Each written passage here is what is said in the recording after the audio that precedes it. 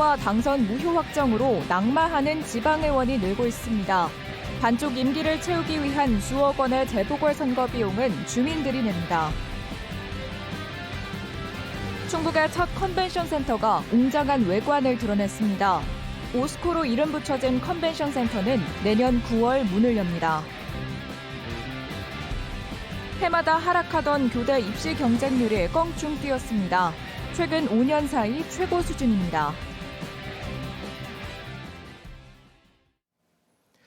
네, 시청자 여러분 안녕하십니까? 계속해서 MBC 뉴스투데이 충북입니다. 충북 지역에 한때 내린 대설특보는 새벽 2시를 기해 모두 해제됐습니다. 어제부터 밤사이 내린 눈의 양은 괴산이 6cm로 가장 많았고 제천 5.6cm, 충주 5.5cm, 음성 4.9cm, 청주 3.3cm 등이었습니다. 눈이 내리면서 어제 오후 충주에서는 25톤 화물차가 미끄러져 전도됐고 평택 제천 고속도로 제천 방향 음성 나들목 근처에서도 승용차가 탱크로리를 들이받는 사고 여파로 차량 넉 대가 추가 파손되는 등 사고가 잇따랐습니다. 다만 크게 다친 사람은 없는 것으로 전해졌습니다. 청주기상지청은 눈이 쌓인 지역이 얼면서 빙판길이 되는 곳이 많겠다며 안전에 유의할 것을 당부했습니다. 오는 4월 총선에서 도민들은 국회의원뿐 아니라 일부 지방의원도 다시 뽑아야 합니다. 무려 5명인데요. 이들을 뽑는 일에도 5억 원 넘게 예산이 더 들어갑니다. 임기를 절반도 못 채운 지방의원들에 대한 비판의 목소리도 나오고 있습니다. 정재영 기자입니다. 공직선거법을 어겨 당선 무효가 확정된 충북 지방의원은 현재까지 모두 3명입니다. 선거 구민에게 음식을 제공해 벌금 250만 원형이 확정된 국민의힘 박정희 청주시 의원을 시작으로 유권자에게 돈 봉투를 준 사실이 드러난 같은 당 이영순 제천시 의원, 다니지도 않는 교회에 헌금을 내고 지지를 호소한 국민의힘 장옥자 괴산군 의원까지 줄줄이 직을 잃었습니다. 여기에 민주당 한재학 청주시 의원은 여성 당직자가 얽힌 부적절한 처신으로 의원직을 내놨고 심지어 국민의힘 이육희 충북도 의원은 국회의원이 되겠다며 스스로 직을 던진 뒤 총선 예비후보 등록까지 마쳤습니다. 청주시 흥덕구의 보다 크고 새로운 변화와 혁신을 위해 제22대 총선에 출마하고자 12월 29일부로 소중한 도의원직을 내려놓기로 결정하였습니다. 이들의 빈자리는 4월 총선 때 재보궐선거를 치러 다시 채워야 합니다. 투표용지 인쇄비 등 선거 준비와 진행에 써야 할 추가 비용만 3천여만 원. 당선인은 물론 득표율 기준을 넘은 낙선자들에게 돌려줄 선거 비용 보전액을 합하면 5억 3천만 원이 넘습니다. 도의원 보궐선거가 약 1억 2천만 원으로 가장 많고 제천시 의원 재선거와 청주시 의원 보궐선거에도 1억 원 넘게 투입될 예정입니다. 이 돈 관할 지자체가 주민 세금으로 충당합니다. 재보궐선거를 만든 의원들의 소속 정당 국민의힘과 민주당은 한 푼도 내지 않습니다. 의원 개인의 선택이다, 의원 개인의 잘못이다라고만 이야기해서는 사실은 정당 공천제를 하지 말자라는 그 취지를 무색하게 하는 일이고요. 정당이 가치 책임을 지는 방식으로 가야 공당으로서의 제대로 된 역할을 할 수 있는 책임 정치가 제대로 발현되는. 국민의힘은 소속 의원의 선거법 위반으로 인한 재보궐선거에 후보 추천을 하지 않을 수 있다는 당규를, 민주당도 소속 의원의 중대한 잘못으로 인한 재보궐선거에 후보를 추천하지 않는다고 당원에 못 박고 있습니다. 하지만 책임이 있는 두 정당 모두 선거를 90여일 앞둔 지금까지도 후보를 낼지 여부를 정하지 않고 있습니다. MBC 뉴스 정재영입니다. 노영민 전 대통령 비서실장이 이번 국회의원 선거에 출마할 것으로 알려졌습니다. 노 전 실장의 측근은 노 전 실장이 내일 오후 충북도청 브리핑룸에서 청주시 상당구 출마를 선언할 예정이라고 밝혔습니다. 이 측근은 청주 상당구에 경쟁력 있는 후보가 나와 전체 선거를 이끌어야 한다는 여론이 많고 당내 개파 간 화합을 위해서도 노 전 실장 출마의 정치적 의미가 크다고 밝혔습니다. 대한불교 천태종이 단양 구인사에서 상월원각 대조사 탄신 112주년 기념 대법회를 봉행했습니다. 천태종 덕수 총무원장은 봉축사를 통해 정치란 권력에 의해 국민의 물질 생활을 향상시키고 종교는 인간의 정신 생활을 높이므로 정치와 종교는 함께 원활하게 나아가야 한다는 상월원각 대조사의 법어를 인용했습니다. 어제 법회에는 한동훈 국민의힘 비상대책위원장과 김영한 충북지사, 오영훈 제주지사, 또 엄태영 국회의원 등이 참석했습니다. 한동훈 위원장은 천태종과 구인사의 선한 영향력이 우리 사회에 널리 퍼져 따뜻한 공동체 의식이 더 강해지길 바란다고 밝혔습니다. 청주 오스코, 아직은 좀 생소한 분들 많으시죠? 이 오송역 앞에 세워지는 충북 최초의 대형 컨벤션 센터의 이름입니다. 어제 상냥식을 했고 이제 내부 공사에 들어갑니다. 내년 9월 문을 열면 충북의 첨단 산업이 한 단계 도약하는 발판이 될 것으로 보입니다. 이병선 기자가 전해드립니다. 오송역 앞에 들어선 거대한 철골 구조. 충북 최초의 전시 컨벤션 센터인 청주 오스코입니다.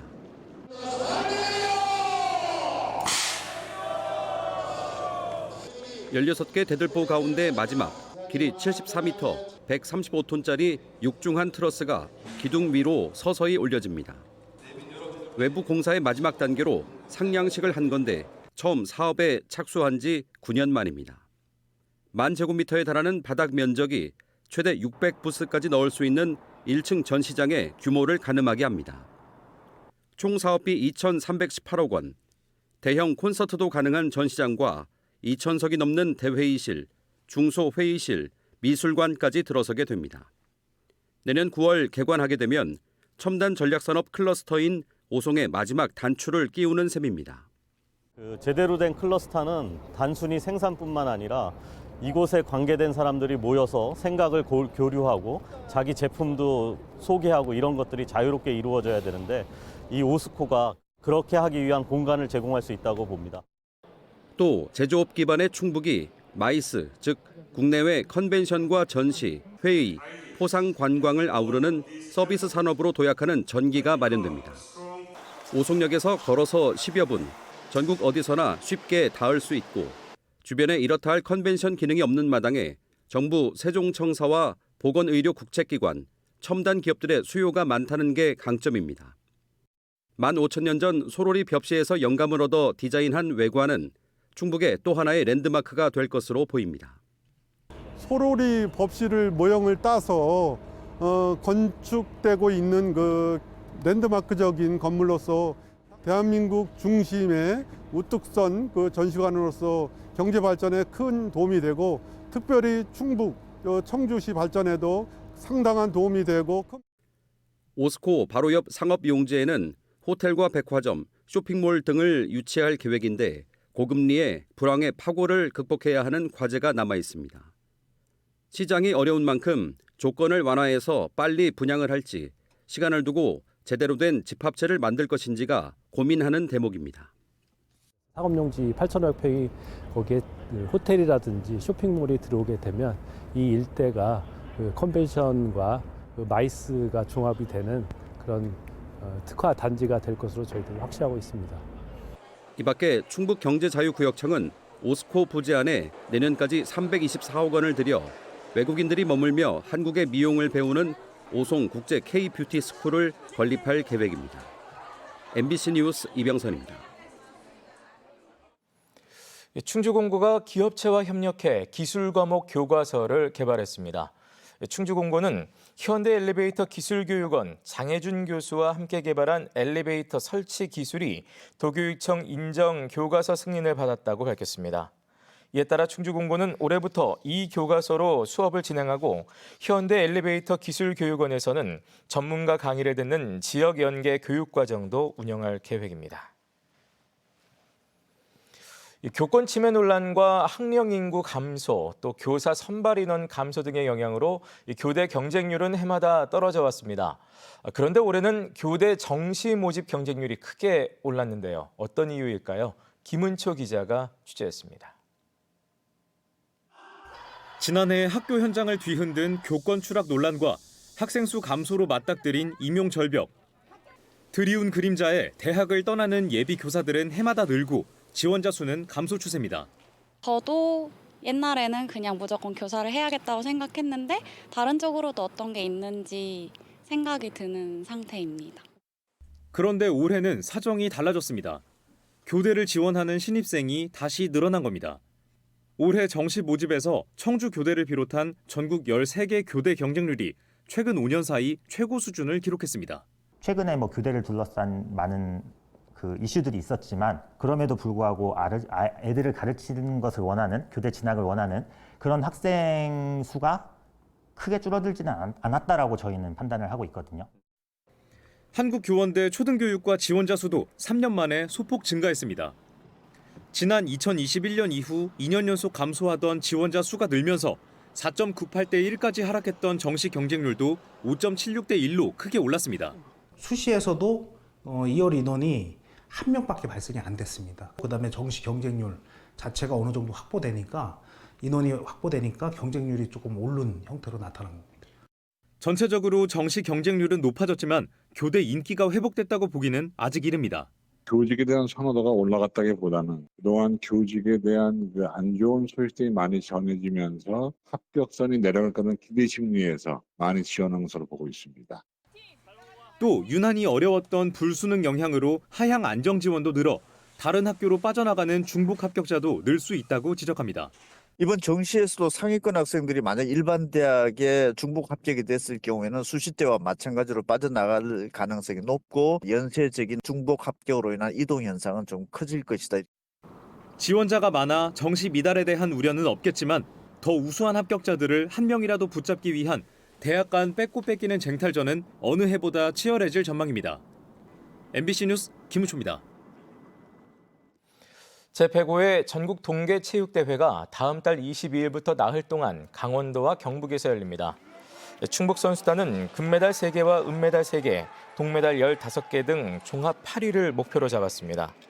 빙상에 가장 많은 50여 명이 출전하며 컬링 40여 명, 스키 30여 명 등 6개 종목에서 모두 150여 명이 참가할 예정입니다. 충청북도는 선수들이 열악한 환경에서도 차분히 훈련을 소화해 최상의 기량을 발휘하도록 하겠다고 밝혔습니다.